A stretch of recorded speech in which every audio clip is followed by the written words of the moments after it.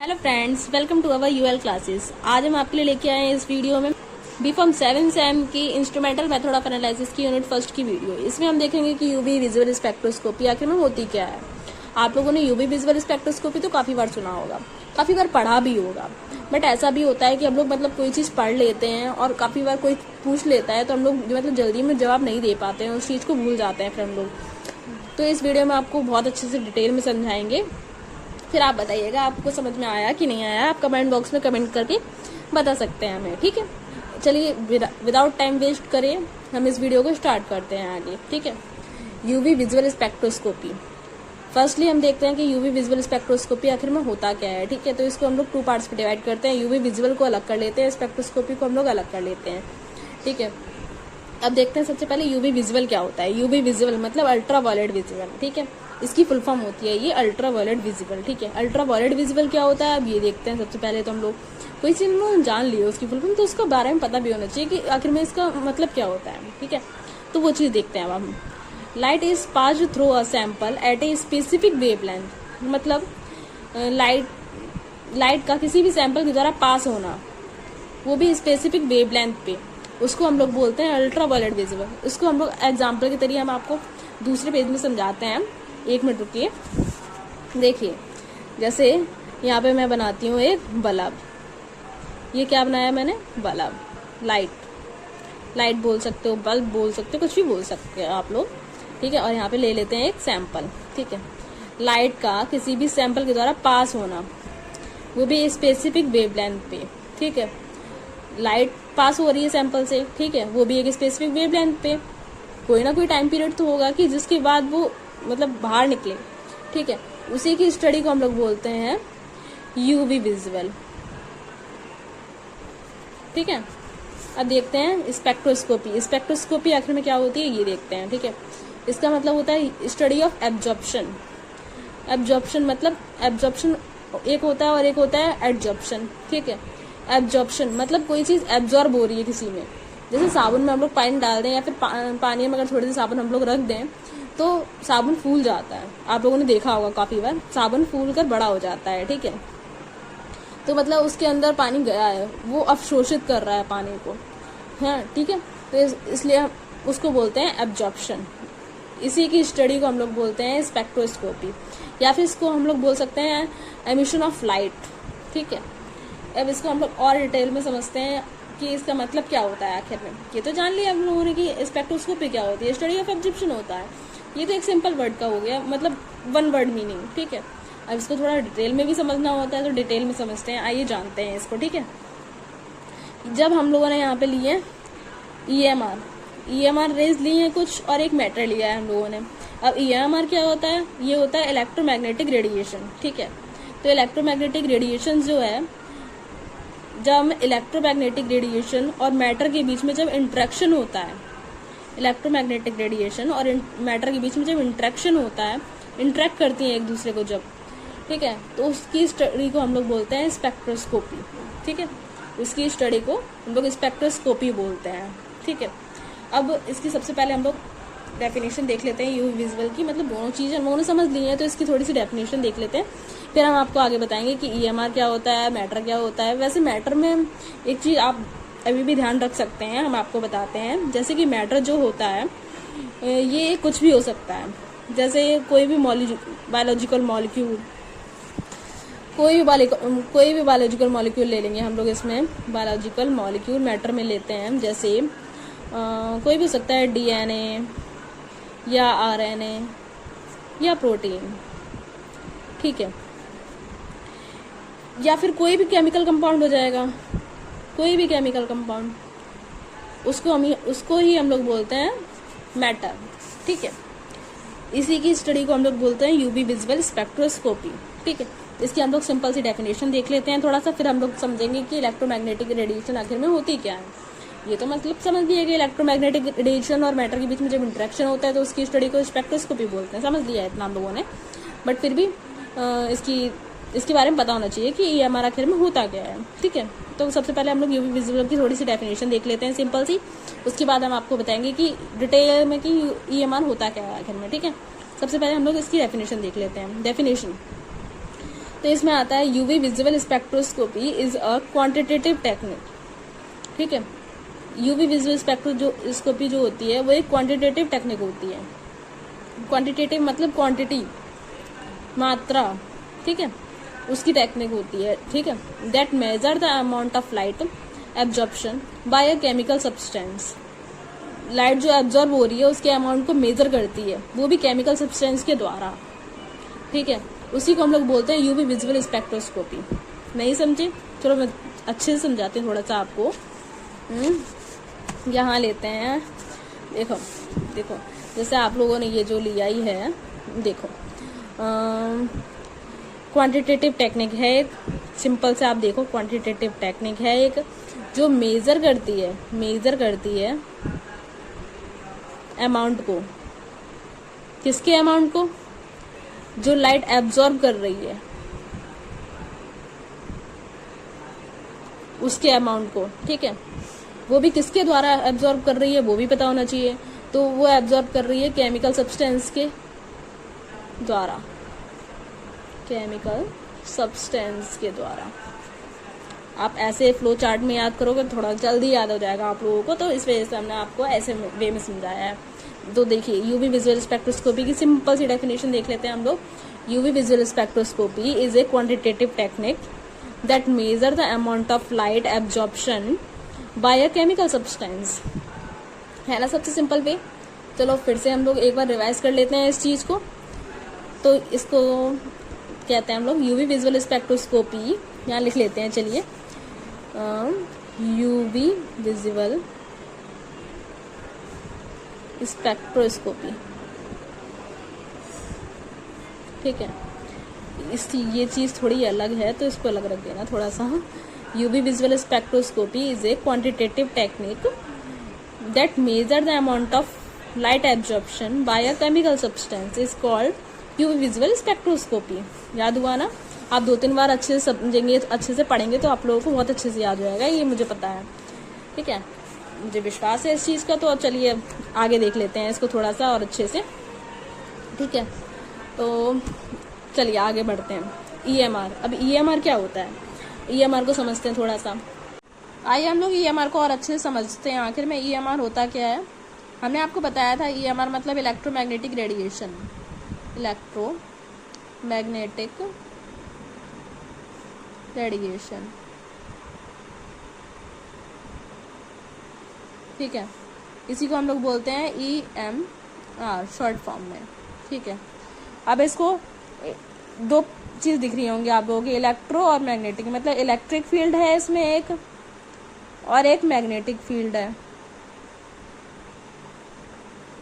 ठीक है, आप लोगों ने इलेक्ट्रिक फील्ड भी पढ़ी होगी और मैग्नेटिक फील्ड भी पढ़ी होगी बहुत अच्छे से। ठीक है, तो इलेक्ट्रिक फील्ड को हम लोग सबसे पहले समझते हैं। इलेक्ट्रिक मतलब करंट, किसी भी करंट का पास होना, किसी भी पाइप से या फिर किसी भी चीज से, किसी भी तार वगैरह से, किसी भी चीज से करंट का पास होना, उसको हम लोग बोलते हैं इलेक्ट्रिक। ठीक है, इसको हम लोग सिंपली वे में समझते हैं। ये 2 टाइप के होते हैं, तार भी 2 टाइप के होते हैं, एक पॉजिटिव होता है, एक नेगेटिव होता है। जब पॉजिटिव और नेगेटिव होते हैं पास पास में तो ये दूसरे को इंटरेक्ट करते हैं, ये इसकी तरफ जाएगा, ये इसकी तरफ जाएगा और करंट मतलब फ्लो होगा। ठीक है, और जब पॉजिटिव पास होते हैं तो ये इंटरेक्ट नहीं करते हैं, ये दूसरों को रिफ्लेक्ट करते हैं। पॉजिटिव इधर आएगा और एक पॉजिटिव को इधर कर देगा, ये एक दूसरे को रिफ्लेक्ट करेंगे, दूर कर देते हैं। और पॉजिटिव और नेगेटिव जो अलग अलग प्रॉपर्टी होती हैं तो ये एक दूसरे को इंटरेक्ट करते हैं। ठीक है, जब इंटरेक्ट करेंगे एक दूसरे को तो मतलब कोई ना कोई करंट फ्लो होगा, और करंट फ्लो होगा इसीलिए उसको बोलते हैं हम लोग इलेक्ट्रिक फील्ड। ठीक है, इसको हम लोग सिंपली वे में एक और एग्जांपल से समझ लेते हैं। जैसे दोस्त मान लो, दो दोस्त हैं। ठीक है, इसमें एक तो मतलब अच्छा वाला है, ठीक है, और एक बुरा वाला है। वो बुरी सोच रखता है, ये अच्छी सोच रखता है। ठीक है, तो जो अच्छी सोच रखता है और जो बुरी सोच रखता है, अगर इन दोनों में दोस्ती होगी तो थोड़े ये कटे रहेंगे। स्टार्टिंग में बहुत मुश्किल से दोस्ती होगी, मतलब इतने आराम से दोस्ती नहीं होगी, इतना विश्वास नहीं करते हैं एक दूसरे पर। ये इसको कोई चीज़ गलत कर रहा होगा तो ये तुरंत टोकेगा इसको, और ये चीज़ कोई गलत कर रहा होगा तो ये इसको तुरंत टोकेगा। मतलब दोनों में थोड़ा सा मनमुटाव सा हो रहता है।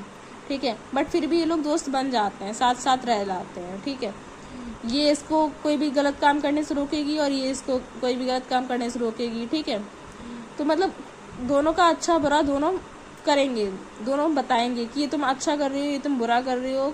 ठीक है, ऐसे करके दोनों चीज़ बताएंगे। ठीक है, बट दोस्त बन के रहते हैं ये लोग साथ में।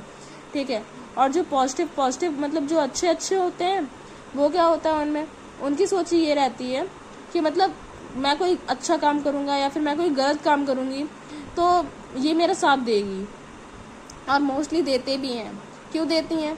क्योंकि इसने जैसे कोई गलत काम किया, ठीक है, और इसने अगर इसका साथ नहीं दिया तो इसको ये डर रहेगा कि अगर मैंने इसका साथ नहीं दिया तो ये मेरी पोल खोल देगी। क्योंकि जैसे इसको इसकी पता है वैसे इसको भी इसकी पता होगी, कोई कुछ ना कुछ पोल, कुछ ना कुछ गलती जो इसने छुपा रखी होगी सबसे। ठीक है, इसी वजह से ये इसका साथ देती है कि अगर मैं इसका साथ दूंगी तो ये मेरी पोल नहीं खोलेगी, और अगर इसका साथ नहीं दूंगी तो ये मेरी पोल पट्टी खोल देगी सारी, ये सब कुछ बता देगी, मेरा सब कुछ मतलब पता चल जाएगा सबको, और मैं झूठ साबित हो जाऊंगी, कोई भी गलत काम करा होगा इसने तो। ठीक है, मतलब ऐसे कटे से रहते हैं। ठीक है, और ज़्यादा टाइम की दोस्ती नहीं रह पाती, ये दूर दूर भाग जाते हैं, एक इधर आ जाएगा एक इधर आ जाएगा किसी गलती से, या फिर कभी साथ नहीं दिया, कभी कुछ हो गया तो धमकी से टाइप की देते हैं ना, तूने मेरा ये नहीं किया तो चल दोस्ती ख़त्म, ऐसा होता है काफ़ी टाइम। ठीक है, तो इन दोनों की नहीं बनती है, पॉजिटिव वालों की, जो अच्छे होते हैं, और जो अच्छे बुरे होते हैं उनकी बन जाती है। क्योंकि वो उसको अच्छे काम करने के लिए करेगा, वो इसको अच्छे काम करने के लिए करेगा, कोई गलत काम करेगा तो ये रोकेगा, ये भी रोकेगा, इसी वजह से इन लोगों की दोस्ती बनी रहती है और इन लोगों की दोस्ती टूट जाती है। इसीलिए आप लोगों ने देखा ना, पॉजिटिव और नेगेटिव वाले जो होते हैं उसमें करंट फ्लो होता है, उनमें दोस्ती रहती है ऐसे ही। ठीक है, इस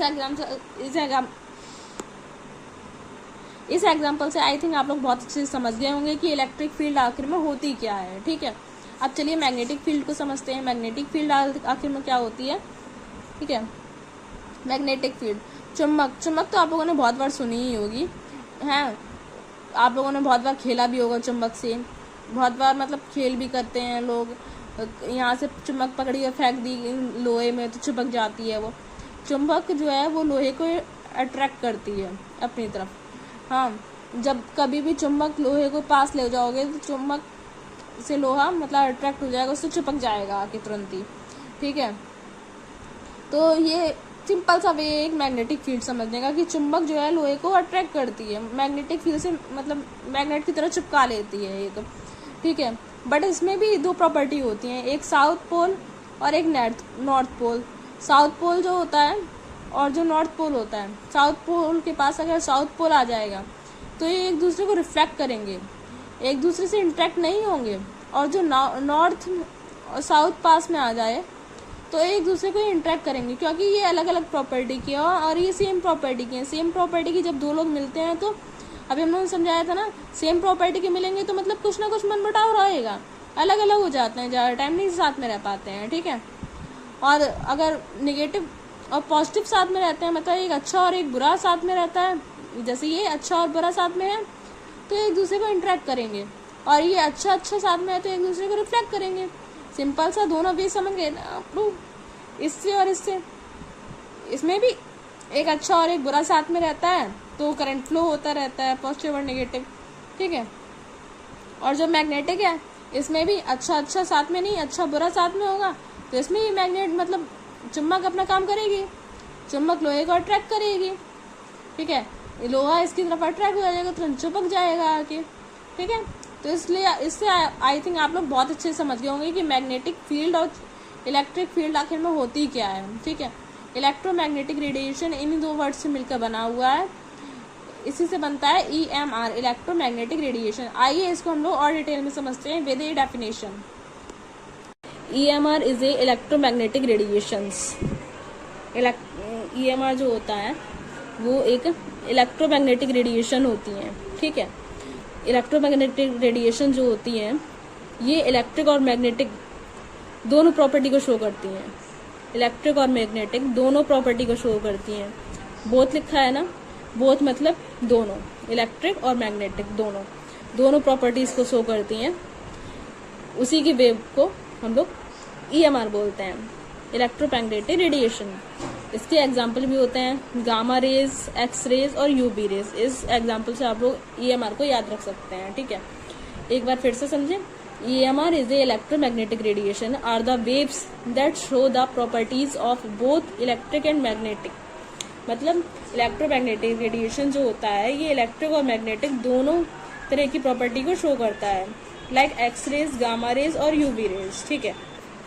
इन the case the electromagnetic radiation used here is UV visible light. इसका मतलब इलेक्ट्रोमैग्नेटिक रेडिएशन जो होती है उसका यूज हम लोग करते हैं यूवी विजिबल लाइट के लिए, ठीक है।